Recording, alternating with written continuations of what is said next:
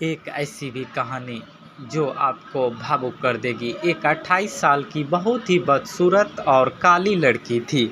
उसके दांत भी निकले थे, पर उसे अपने रंग और बदसूरत का जरा भी अफसोस नहीं था।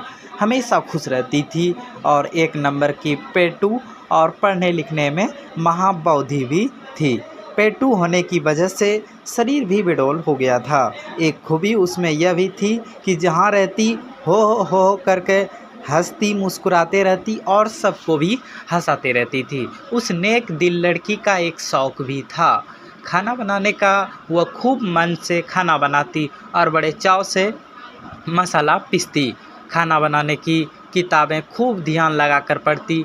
टीवी रेडियो पे भी पाक कला के प्रोग्राम को बड़े मनोयोग से देखती सुनती।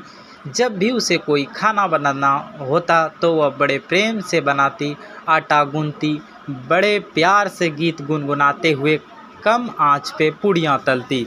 सब्जी, चटनी, खीर हो या मटर हो या पनीर, सब कुछ लाजवाब बनाती। जो भी उससे खाने को टेस्ट करता बिना तारीफ किए ना रहता। उसने पाक कला में अद्भुत और असाधारण प्रतिभा हासिल कर ली थी। वह महसूस थी उसके काले रंग और बदसूरत होने से कोई उसे प्यार न करता था, पर माँ उसे बहुत प्यार करती थी। आज तक माँ ने उसे कभी नहीं डांटा था और वह भी माँ से बहुत प्यार करती थी। हर बार की तरह इस बार भी आज सुबह उसकी शादी के लिए जो लड़के देखने आए थे उन सबों ने खाने की बहुत तारीफ़ की, लेकिन लड़की को देखकर नाक मुंह सिकोड़ कर चले गए। वह लड़की भी तैयार होकर किसी को बिना कुछ बताए कहीं चली गई। शाम में जब वह लौटी तो घर का माहौल बहुत गर्म था। पिताजी माँ पे बहुत गुस्सा थे, बोल रहे थे पता नहीं कौन से पाप के बदले में ये मनहूस लड़की मिली। पिता से प्रायः यह सब सुनती थी, उससे कोई असर न होता था।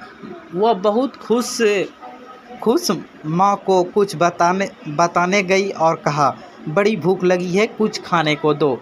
उसके हाथों में एक सर्टिफिकेट और एक चेक भी था, पर माँ भी आज बहुत गुस्से में सब्जी काट रही थी। उसके तरफ देखे बिना ही बोली, तू सचमुच मनहूस है, काश पैदा होते ही मर जाती तो आज ये दिन देखना न पड़ता। 50 रिश्ते आए, किसी ने तुझे पसंद न किया। उस मनहूस लड़की को माँ से ऐसी आशा न थी। उसका दिल बैठ गया और उसकी खुशी उड़ गई और उदास होकर माँ से बोली, मैं सचमुच मनहूस हूँ माँ, क्या मैं मर जाऊँ?